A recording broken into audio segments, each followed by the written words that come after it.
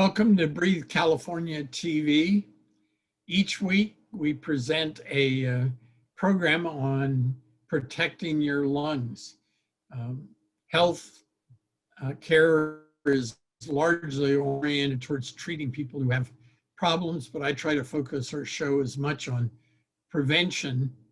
And today we're going to be talking about asthma, a very serious lung disease, one of 10, 11, 12 that Breathe California helps people cope with. So we'll be seeing a public service announcement. Stick with us and we'll be back in about 30 seconds. It's given me a chance to go out and be with people who has the same problem. And it helps you to manage your life better too, because you hear different things from each person, and it's just been really helpful in many ways. Welcome back. This is Breathe California TV. I'm Terry Trumbull, a volunteer. If you have questions after seeing this show on asthma, feel free either to call Breathe California 408-998-5865, or under our three guests will be the website for Breathe California, and you'll find lots of good answers there. So Margot, you've been patiently waiting. It's not like I don't know you from somewhere before. I've been volunteering for Breathe California since 1973. What do you do for the organization? I'm the CEO, Terry. I actually am celebrating 40 years this year with our agency, not as CEO, but from the time I started volunteering. So I volunteered, and then I had a staff job and rose up through the staff, and now I'm the CEO. And we have a recently merged organization. So our organization now is Breathe California, the Bay Area, Golden Gate, and Central Coast. And we serve 8 counties in the Bay Area. And I started volunteering because my son had asthma as an infant. And I also later was diagnosed with asthma myself. Well, your son's a marvelous young man, so you did something right with him. Well, thank you. And so, he rarely has any problem with his asthma now either, which is great. Right. And quite happily, I mostly see him when he's volunteering down. So where are you headquartered at? We're on Park Avenue in San Jose. And we've been in San Jose for 110 years this year. We were formed in 1911, and people who just really wanted to do something about tuberculosis got together and formed our organization way back then. And unfortunately, we do still have TB here, and we have a lot here and a lot in California. But over the years, we have broadened our mission so that now we fight lung disease in all of its forms and work with our communities to promote lung health. And so we're here, but we're also serving other areas. So I wanted to congratulate you. When I woke up in the morning to my San Jose Mercury News, this ad was there. You're asking San Jose City Council to do what? We're asking them to ban flavored tobacco, and also to do a number of other things that are consistent with having what's called a tobacco retail license, so that people who are purveyors of tobacco have to meet certain rules. And the one that is most important is the flavored tobacco, because it comes in 15,000 flavors that addict our youth. They're candy flavors, they're fruity flavors, they're obviously flavors that are aimed at getting kids to try tobacco. To have 15,000 flavors, you really are working hard to get new yes. customers. I love ice cream, and I don't think there's any conceivable way there are 15,000 flavors of Not, ice cream. not by a long shot. So mostly we're going to be talking about asthma today, but do you want to introduce your two staff members to us? Kieran's Yes, actually in front of me right now.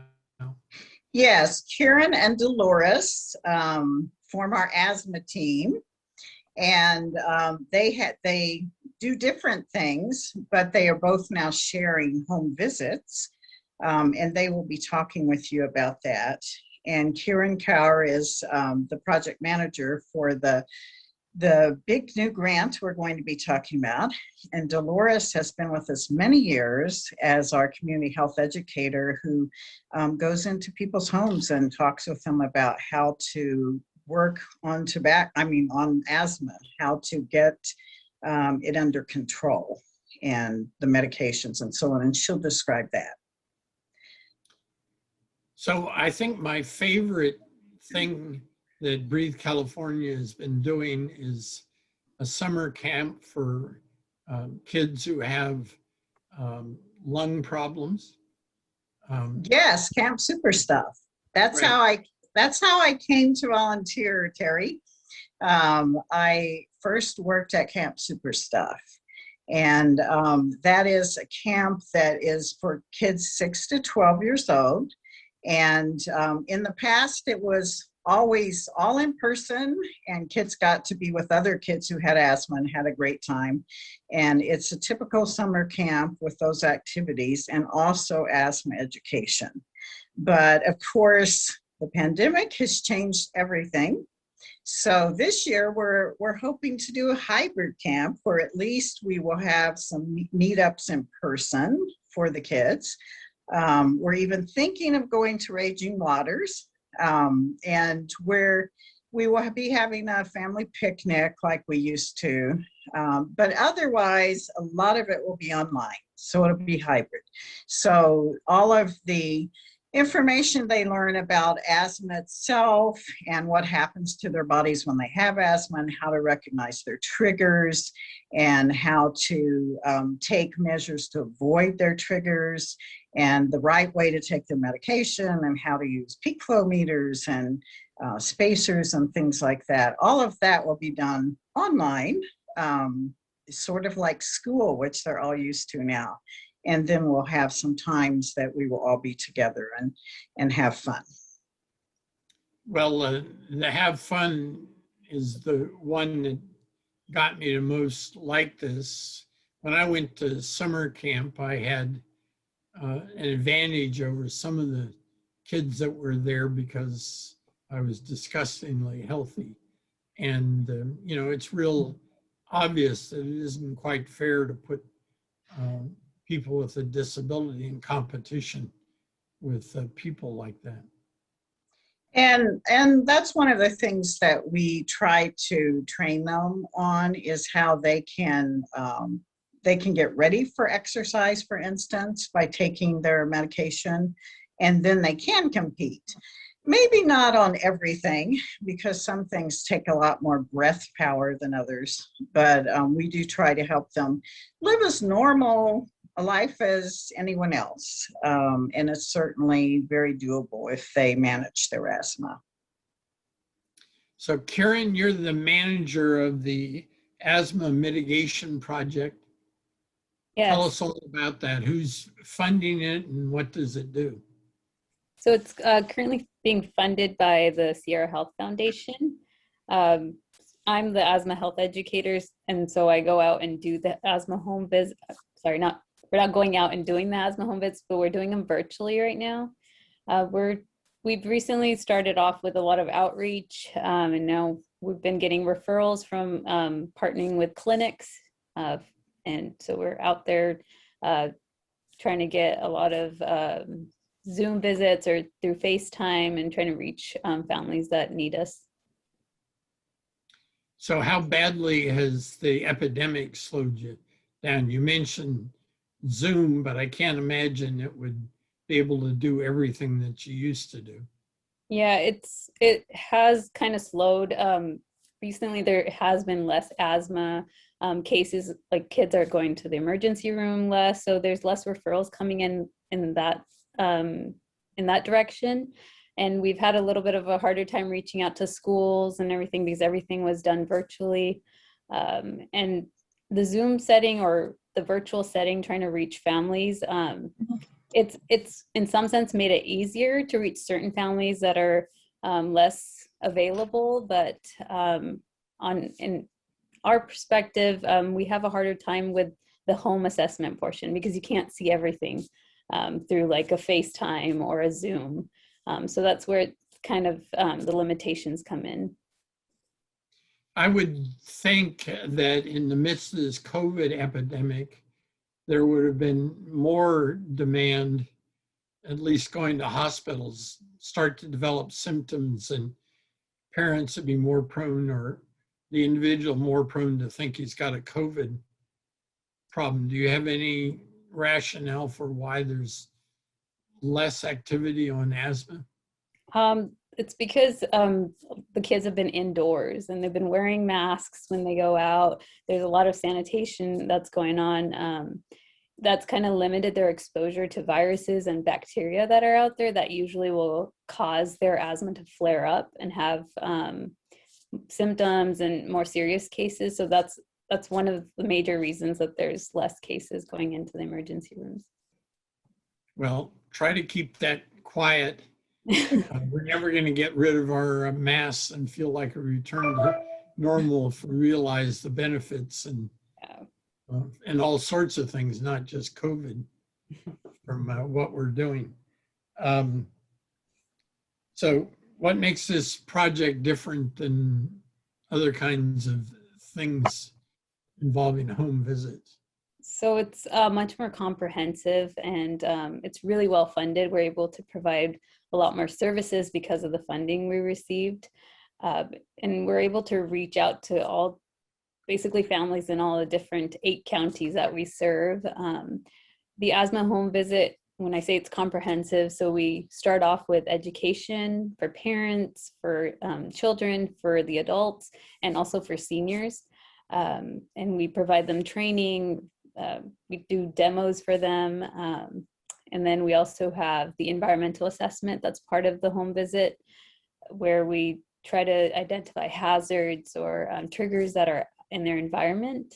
And for the first time, because of the funding that we received, we were able to do a lot of remediation type of services to help eliminate those triggers and hazards that we identify. So things like, we're able to do things like buy families HEPA filter vacuums, provide hypoallergenic mattress covers and pillowcases, help with minor leaks and repairs or like water damaged areas, and provide air purifiers and dehumidifiers for people that have like live in high humidity areas and have a lot of air pollutants coming in. So those are the types of things that we weren't able to necessarily do before.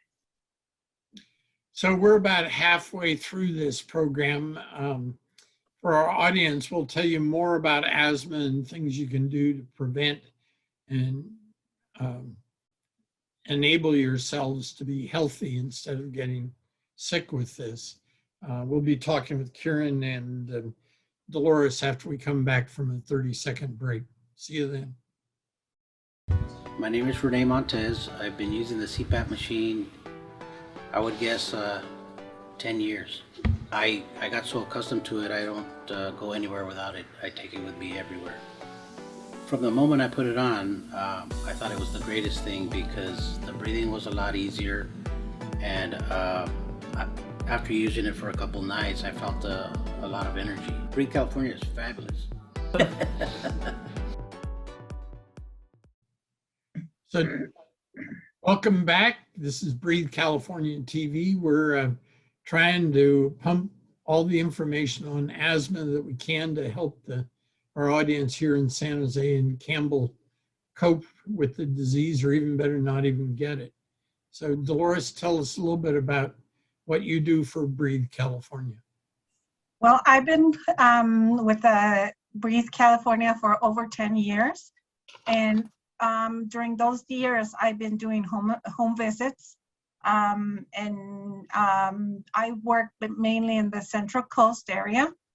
And yeah, that's that. We used to do them in person. I've been doing those in person for a very long time, and now we're doing virtual. And pretty soon we're hoping to go back to in person. Well, you're just saying that because it's a lot cooler over in the Central Coast than it is here. You're right. So why is Breathe California part of this work? I'm sorry? Why is Breathe California part of this work? You would suggest a question you want to talk about asthma's problems. Oh, okay. Yeah, well, it's a chronic disease, it's a lung disease, and the more education that we are providing, the better they will be controlling and learning more about we're trying to teach everybody about their asthma, what asthma is. When we do the home visits, we go in their homes and we learn about where they stand, first of all. Some of them have very severe asthma, some of them don't. We talk about what asthma is. A lot of our families don't even know what asthma is or what an asthma episode is. So they have medication, but they won't use it because they don't know they're having an asthma episode. So we teach about what an asthma episode is. We teach them what the symptoms are, and also what are the triggers, how to control that asthma by getting rid or eliminating or even just minimizing those triggers. And like Karen said, we have we do a home assessment, and we have plenty of funding so that now we can help those families. Like I said, I've been doing this for over 10 years, and I used to go into the homes and I see their triggers right there. But if we don't have the funding, we're not really helping. And now we are providing mattress covers. We're even doing small repairs.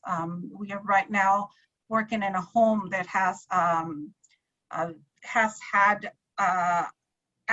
mold for a while inside a wall. So the landlord just came and removed that panel, and there's still the leak and there's still the mold. So we are working on that right now, fixing that leak and making sure that we clean that mold and we cover that wall. So yes. So you mentioned triggers. Why don't you walk us through, almost like we were a home visit? What are the things that you're looking for, and how do they cause interference with lung operation? Yes, well, the main triggers that we look for are, and that's what we are looking for when we go and do a home assessment. We look for mold. We look for secondhand smoke. We look for leaks, sometimes pests, a lot of dust mites. We have homes with very old carpets that have accumulated dust and dust mites for a very long time. So, and some families are using a vacuum that it's just blowing out all that into their faces. So instead of cleaning it, they're just putting it out in the environment. So like Karen said, we now provide with an appropriate vacuum that it's really helping.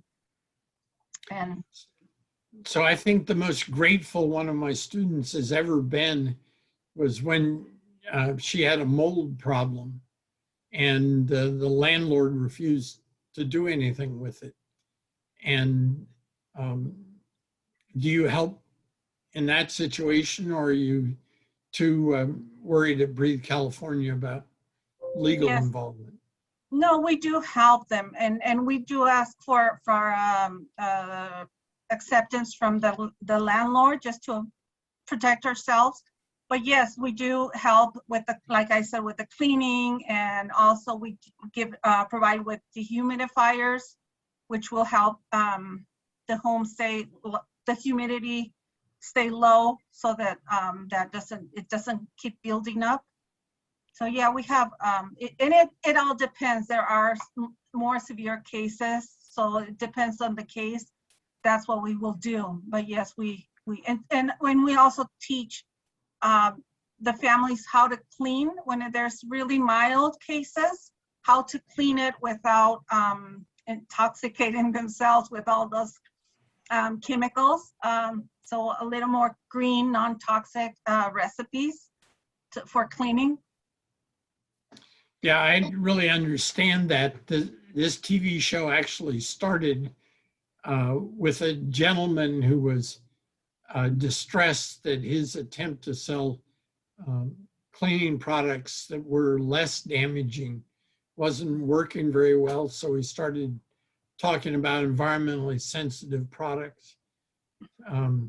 So less people don't think this is a serious problem.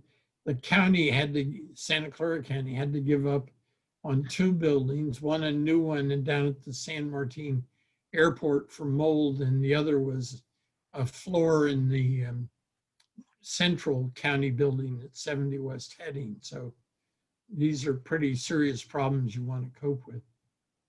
I think, Terry, one of the things that we haven't mentioned is that most of the families we serve are disadvantaged. So frequently, they will have problems that the landlord is not doing anything about. And then the landlord feels, oh, I could just threaten to evict them, because the families we serve do not have enough money to get together to move and to find a better place. And so sometimes we do have to advocate for the clients. We have to let the landlords know what their duty is to have a safe rental. And sometimes we have to put our families in contact with other partners that we have in the community who do legal aid type work so that they can get out of this situation. So I think you asked that a while back, and we do also do that kind of work when we have to. Yeah, which is why my student anointed me to sainthood, because I told her to muscle her apartment owner, and she probably waved me around as a lawyer, even though I haven't been legal to practice for 14 years. And happily, he came in and cleaned everything up. So you 3 of you, why don't I leave it open to all of you to talk about what it's like in our epidemic to try to do this by Zoom rather than in-person visits? Yes, like I said, I've been doing them for a while. So yes, doing them in person definitely has advantages. It's easier to see once we are in there. We're not only looking, but we're also smelling. We're having all our senses there, and we can see the whole area. While in virtual, we're just, we only see a portion, but we just have to work a little harder and overcome some of those obstacles. And I think we are doing it. We still want to go back to in person, but we are, some of the obstacles that we've had is some people don't necessarily know how to use technology, or don't have a computer, or don't have a smartphone. That would be one of the things that it's a barrier that we have overcome. We find other ways. We have a family member that can help out, or things like that. So we are overcoming some of those. And in regards to not seeing everything, or not being able to see everything, we just have to build a little more trust with the families so they can actually tell us what's going on and show us what we want to see. So it's a little challenging, but it's working, especially now that some families are also afraid to let anybody come into their home. So yeah, no, I know trust is a big issue. yes, Margot and I are familiar with the similar thing that we did to inspect schools, I would say, during the Clinton administration. There were a lot of school officials worried that we would leak that we're poisoning their kids. So it's Right. tough to get people to do things. I would like to also point out that we have lots of other asthma programs, and those have all been made very difficult because of the pandemic. You know, we've been battling, we're a respiratory agency. We've been battling COVID-19, we've been battling wildfires and the vaping epidemic.